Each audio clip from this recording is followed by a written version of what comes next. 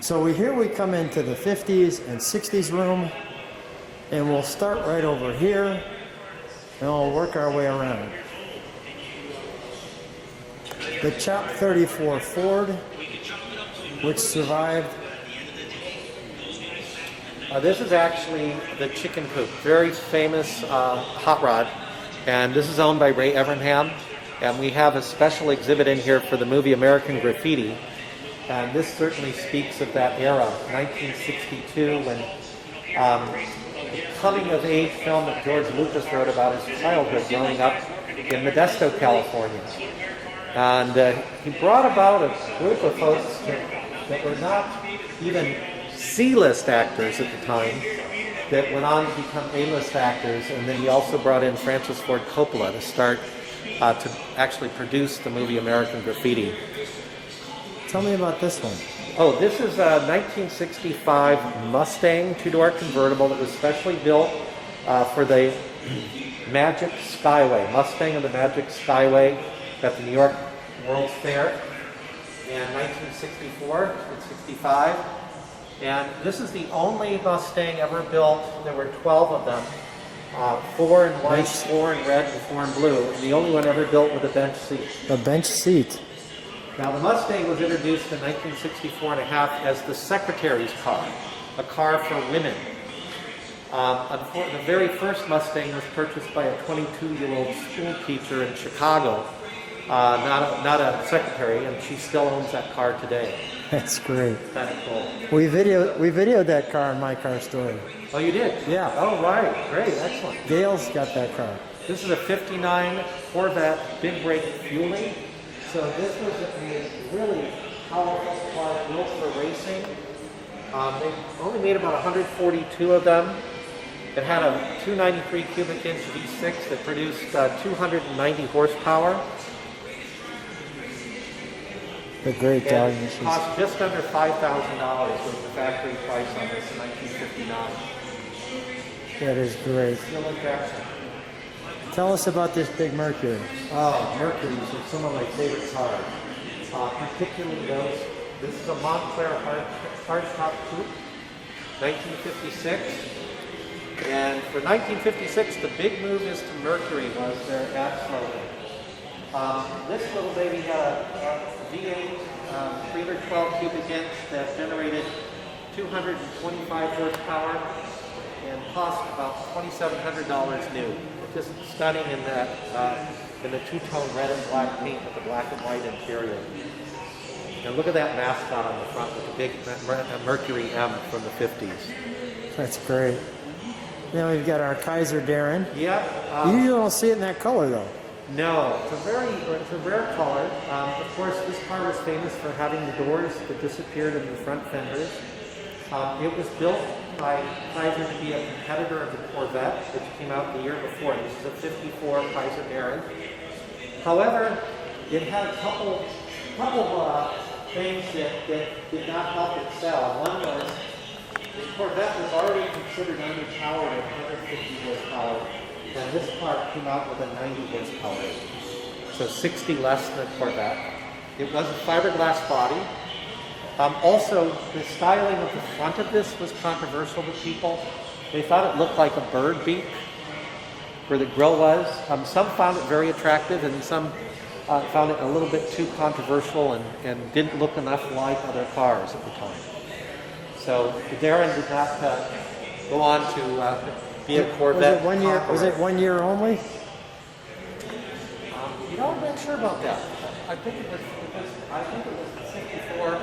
I know 54, but I don't know if they made it in 55. We have the iconic 57 Chevy. I think the design of the 50s that signifies it. And you not only have a 57 Chevy, but you have a convertible and the all-important fuel injection. That's... Right. This was factory fuel injected, which was very, very rare. Because sometimes it was an aftermarket ad by the dealer. So this was done at the factory. And it is just a really spectacular color and version of 57 Chevy. So here we have American Graffiti. We do, yes. This is our exhibit that we talked about earlier. It's American Graffiti. Without American Graffiti, it cost $777,000 to make, one of the best car movies of all times. And it made millions and millions and millions. It's one of the largest grossing movies in the history. Plus, it put George Lucas and Francis Ford Coppola, as well as a bunch of other now A-list actors like Harrison Ford, Richard Dreyfuss, Suzanne Summers, Cindy Williams, Ron Howard. And that's the actual car. That is the Toad drew. 1958 Chevy Impala that was the actual star of the movie American Graffiti. You can recognize those taillights. Those aren't 58 Chevy taillights, are they, Lou? They're 59 Cadillac taillights. You got that right, yeah. Really make a statement on the back of this car, for sure. Toad, you had one cool car, as they would say. And check out the push button no door handles. Oh yeah. Push button access. Yeah, you got the door handles shaved off. Doors. That was something that was popular with Lincolns in the 1940s. This is a 56 Thunderbird that really became huge competition for the Corvette because it had a much more powerful engine, had great styling. And this is not the car from the movie, but it's just the same as the car that the mysterious blonde was Suzanne Summers was discovered in this movie as well. And then we have our Edsel. We have our Edsel, which was also featured in American Graffiti. This is a 58 Pacer 4-door hardtop. Beautiful two-tone blue color. Once again, controversial design in the front that Edsel has been, even though it's a beautiful car and sought after now, it just never took off with it, even though it bared the name of Edsel Ford, who was pretty much a marketing and design genius. And we'll take a walk around this way. I'll show you the rest of the cars in this room. Now, I always love these cars that you almost kind of forgot about. The W30, this is 74, 75, Yeah, this Oldsmobile. Yep. And we've got 5 Hearst 1974, Oldsmobiles here right now. And these are really spilling over from the muscle car exhibit. That is great. A unique hood scoop on the 455 and the 69 Hearst Olds.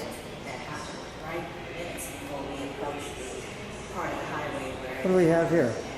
This is a special exhibit to the Green Book. Victor Hugo Green was a mailman in New York. He and his wife took a trip to New Jersey to visit family, and they quickly discovered they couldn't get gas at gas stations, they couldn't go to restaurants, they couldn't stay in hotels because of the color of their skin. Got it. So he decided to produce a guide for people of color traveling, and he did this in 1936 using his network of mailmen across the country. So we've got a copy of that here that people can look at and see, and it's kind of cool to see because we think things like Airbnb and HomeAway are new. No, Victor Hugo Green was doing it in 1936. You have tourist homes all around the country where people could safely stay. Also, Esso was owned by John Rockefeller, and he and his wife were also civil rights activists. And so Esso would serve anybody and franchise to anybody. And they also they provided Victor with an office and a place and helped with the production of the Green Book. What do we have here? This is our 1948 Tucker. This is the lowest mileage Tucker in the world. It only has 51 miles on it. It's done in this beautiful waltz blue paint. How does it only have 51 miles on it? 61. 61. 61. Oh, I'm sorry. I made a huge mistake. 61. I think I said 51. Okay, how did you get, well, now that you've got 61 miles, I don't have to ask any more questions because that's so many miles more. This was a car that the museum purchased as well, and it came with a Franklin helicopter engine that was in the rear of the car. This car was so revolutionary that they had the big three automakers were so afraid of Preston Tucker in this car that they decided to do whatever they could to put him out of business, and they did exactly that. So they only built just over 50 of these cars, and not many remain today. We feel really lucky. This is one of the top cars in our museum. Now, you look in there, you see the padded dash, safety glass, and the big compartment under where the passenger, in front of the passenger under the dash. Yeah. So no seatbelts in this car, but the passenger was supposed to, if they saw they were getting in a crash, was supposed to dive down in that hole. Which is Right down there, that which big is why space. all this Yeah. car. An amazing car. And the body was actually a little lower than the frame, so you sat down in it. Yeah. Very cool. And the interior was designed by Helene Rother, who was one of the first female automotive designers. Here's that green one. Yes. So we've got this. It's a 1950 Cadillac. They actually spent a lot of time owned by the same military family. You've got the added badging on the side here. It's beautiful, but it was a one-owner car. And they had it fully restored in 1994. And they actually added those aftermarket Cadillac insignias before this was a car donated to the museum. Those taillights are just glistening. They look like little Series chandeliers. 62. And of course, you remember on these cars where the gas input was, Yeah. behind the left tailgate, the driver's tailgate. You push here, Push right in there, and that pulls up. Yep. Like so. Yeah, that's pretty cool. They should be doing that today. in the 70s, they hid it behind the license plate. Right. And in the 59, that egg crate grill across the back had a little secret door in the middle of it. Very cool. So this is This a really... is one of my favorites, the 1957 Mercury Turnpike Cruiser. When you look at the big gold M in the front of it, look at Mercury written above the windshield. Look at the air vents on top that look like little antennas too.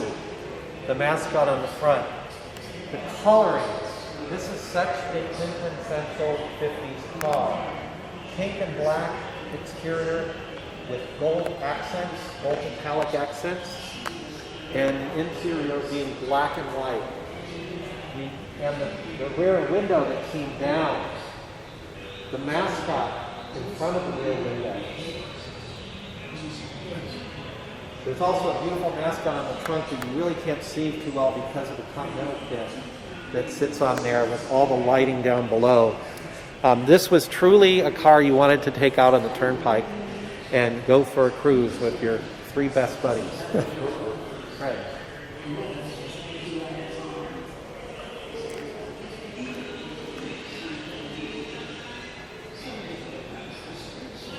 That's amazing. Beautiful. We'll go around that way, but let's feature this. Here we have the 1963 Chrysler turbine. Body designed by Kia. Chrysler built 55 of these. And it was really, the cool thing, the thought process was a car with a jet engine would be really awesome to have. However, it cost them about $50,000 to build each of these. They only came in this color combination.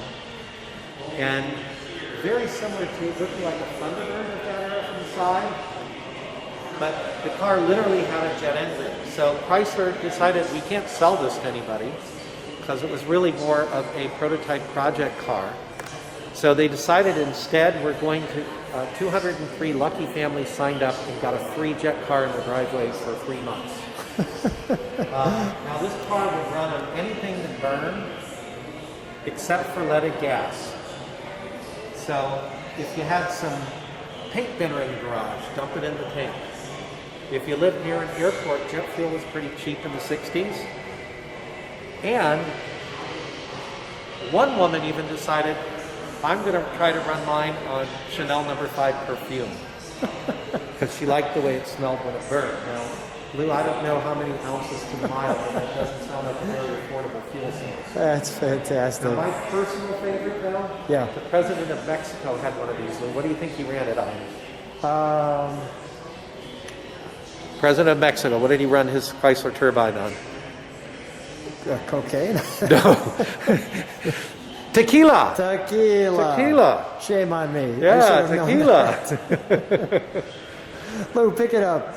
Yeah. You've got so many beautiful cars around me. I'm stunned. So. Well, this is 50 ways new for 50. The 1950 Ford Crestliner two-door sedan. A fairly rare car, even though they produced over 17,000 of them. It was really supposed to be a competitor with the Bel Air, Chevrolet's hardtop Bel Air. However, it didn't quite catch on, so they just couldn't sell enough of them to keep this mark alive. But it is a pretty car. I'm curious, and I don't know if you know the answer to this. Maybe even a viewer does. Why there's a big R? Or, oh no, it's an 8. I'm sorry, that answers the question. It's the V8. Yeah. All right. Maybe the flathead 8 at the time. The bullet nose. Next up, we've got the bullet nose. Once again, more with the mascot, totally aviation inspired. The bullet really is the propeller, central propeller of a plane. This is a Commander State convertible, Studebaker, 1951, maybe South Bend, Indiana. The State was really the top of the line for Studebaker. And I always loved their ad slogans. The Nick's look in cars is the jet-propelled look. And that's where that is definitely bullet nose came from. Definitely jet propelled. Yeah, this is a beautiful 1950 Chevrolet Skyline Deluxe Coupe. We had another one in our collection, and then this one came in as a donation last year, and it was just pristine. I mean, so beautifully done. So we so rare when you see a nice 50 Chevrolet like this. Yes. Yep.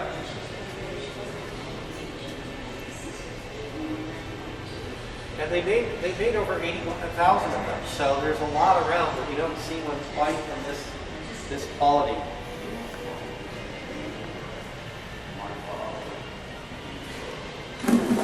And what do we have here? Well, we have a snazzy little Nash Metropolitan from 1959, two-door hardtop. Once again, one of the most iconic cars from the 1950s as well.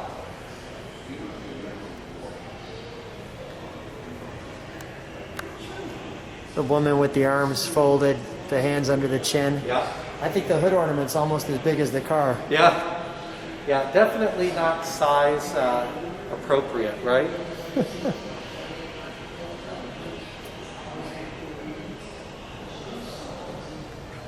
And this even had a Continental kit on the back as well. Your Continental kit. That's great. Your little trunk handle. So, and this little baby had a 4-cylinder Austin engine that produced 52 horsepower. Stand right alongside me. What do we have here as our last one? We have a spectacular 1955 Imperial. And this was when Chrysler didn't call it, they called it an Imperial, a whole separate brand. One of the trademarks on this car, look at that beautiful mascot in the front. Really with that, like the Imperial crown and the shield. And then the other thing was the taillights that were actually freestanding on the back fenders.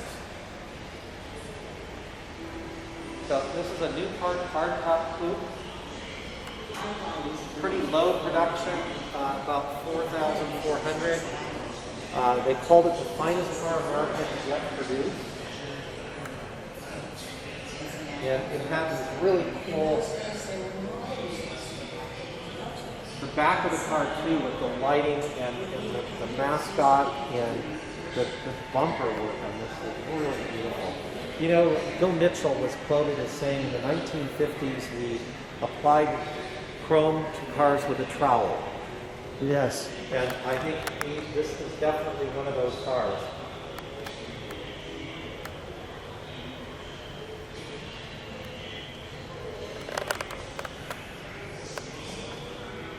Just the venting scoops right there. Yes. Right at the interior.